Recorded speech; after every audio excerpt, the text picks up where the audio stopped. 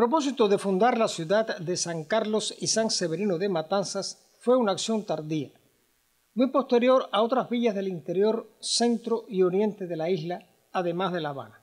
Las propuestas de al menos dos gobernadores, Helder y Fernández de Córdoba al Rey, no tuvieron la debida atención sino cuando ya casi finalizaba el siglo XVII. No se acaba de explicar debidamente la razón de esta tardanza, por cuanto ya la comarca tenía establecidas estancias y era capaz de proveer de cueros y otros bastimentos a las naves que hacían ruta al continente, de lo que se desprende una no poca actividad económica que se inicia poco después de 1514, cuando se comienza la colonización de la zona occidental de Cuba.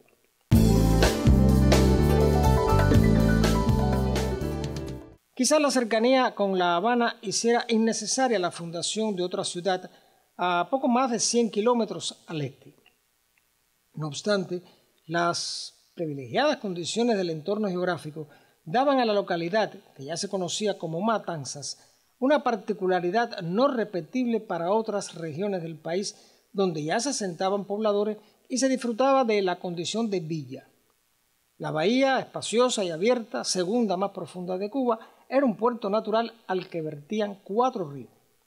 Y eran los ríos el carácter más distintivo de la región. San Juan, que también se llamó Río Matanzas, Yumurí, Canímar, Boibaque y el desaparecido efluente Sabicú.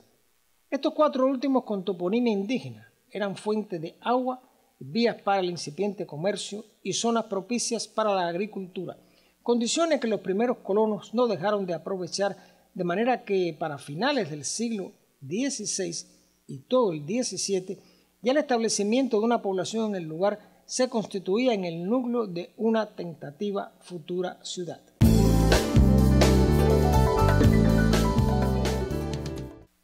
Creado que fuera el proyecto de fundar Matanzas, con ese encargo lo acometió el capitán general de Cuba, don Severino García de Manzaneda, un vasco quien, junto a don Juan de Uribe y Oseta, se aplicó con denodado celo a dar cumplimiento al mandato real, de modo que cuando la fundación tuvo lugar el 12 de octubre de 1693, lo hace con acta y plano, y Matanzas viene al conjunto de ciudades no como una villa, sino como ciudad, incluso con un escudo que Manzaneda le crea y que el rey aceptó, aunque no llegara a prosperar. Una ciudad requiere habitantes y para ello se destinaron unas 30 familias procedentes de Canarias, de las 70 llegadas a Cuba con la intención de poblar.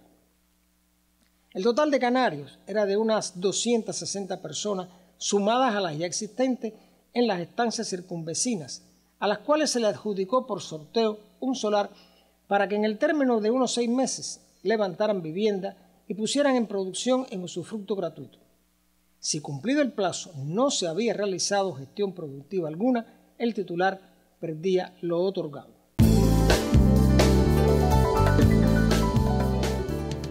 La toma de posesión no llevaba más protocolo que sentarse el sujeto en el suelo, cortar algunos arbustos y proclamar en 3 direcciones que el terreno era suyo, con lo cual el escribano daba fe del acto y legalizaba la adjudicación.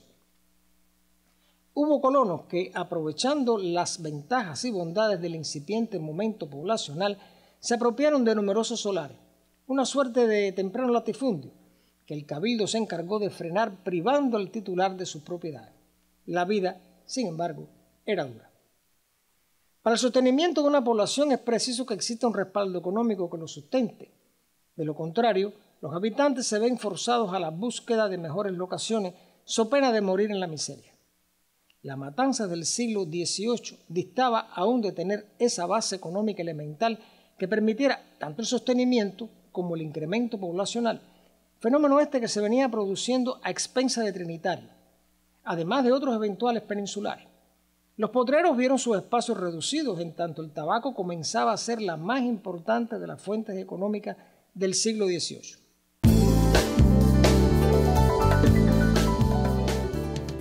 Las restricciones impuestas por la colonia a la producción y comercio del tabaco para su exportación motivaron descontento de los cosecheros, quienes en más de una ocasión se levantaron contra el monopolio que los reducía a la ruina. De modo que el principal renglón productivo de Matanzas, que llegó en su momento a contar con más de 512 vegas en los alrededores, perdía espacio y obligaba a la búsqueda de mejores horizontes, habida cuenta la incertidumbre del momento. Sobrado está decir que la ciudad como tal se reducía a un conjunto de viviendas de pobre factura que no superaba el límite de la segunda plaza de armas. El éxodo de la población asentada en Matanzas en ese temprano lapso del siglo XVIII fue notable. El procurador general don Francisco Benítez concurrió al cabildo el 1 de julio de 1718 para impedir la fuga de la población residente en Matanzas hacia otras ciudades. Hay que notar que la fecha no dista más de 24 años desde la fundación. Los esfuerzos por contener esta salida de vecinos fueron poco efectivos y el proceso de migración constante, de modo que el 29 de octubre de 1745 el capitán general pidió un informe sobre las familias que, en su calidad de fundadora, en 1693 hubieran abandonado la ciudad.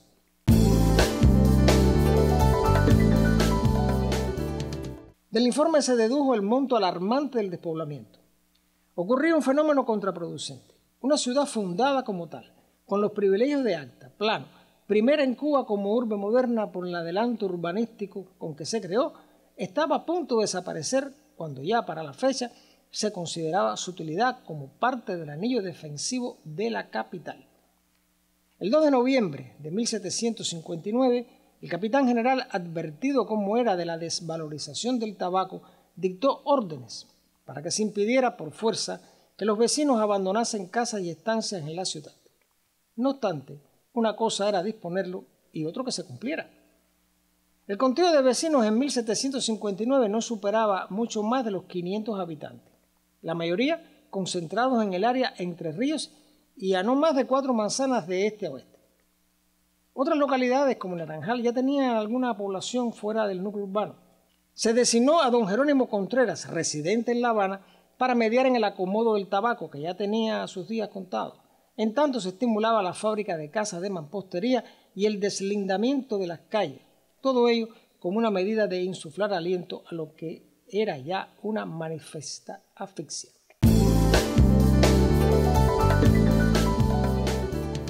Ha de tomarse en cuenta que el único hospital existente, si tal se le pudiera llamar, era el San Juan de Dios, con disponibilidad de 4 camas. Las calles eran lodazales, luego de un aguacero. La iglesia sin campanario, reducida a una nave elemental. Las casas, las más de tabla y techo de guano, era la dominante del paisaje que no llegaría a verse mayormente modificado sino medio siglo después.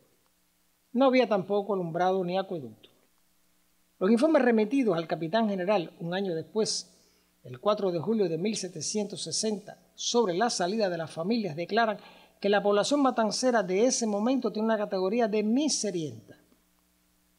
Como no se terminaba de conciliar el éxodo con la paupérrima economía, el 15 de agosto de ese año se dio facultad al alcalde mayor don Marcos de la Barrera, cuyo tabaco era el mejor de la isla, para poner alivio a la situación y dar solución a los pagos, tanto insuficientes como atrasados.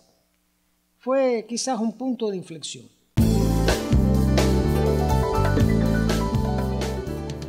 Hay 2 momentos de despegue que levantan el nivel poblacional, el café y el azúcar, que ya da paso acelerado para convertirse en el gran motor económico y fuente de riqueza para la ciudad y la isla.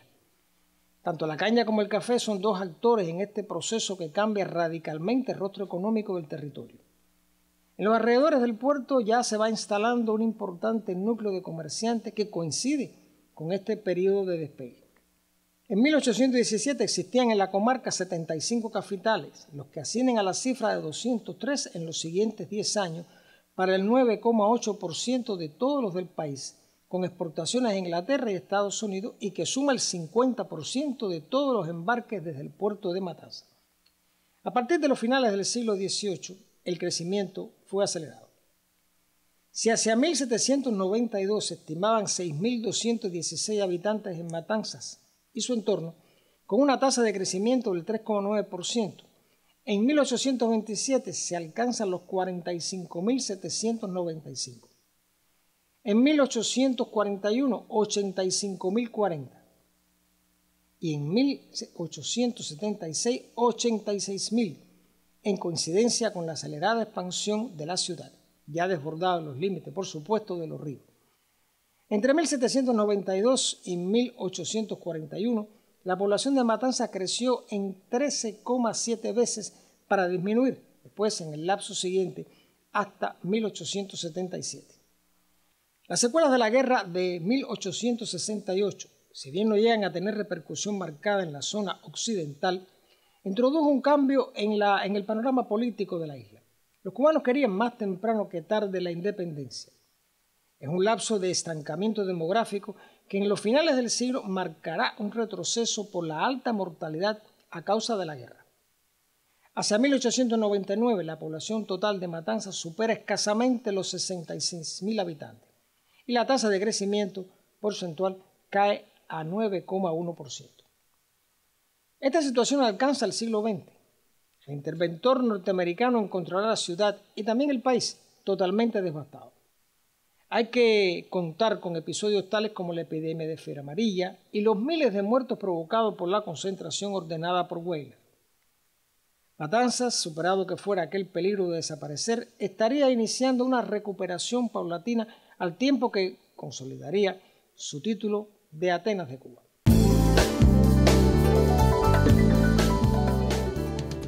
Los invito y los convoco para un nuevo encuentro con la historia y el recuerdo, porque la memoria es la dueña del tiempo.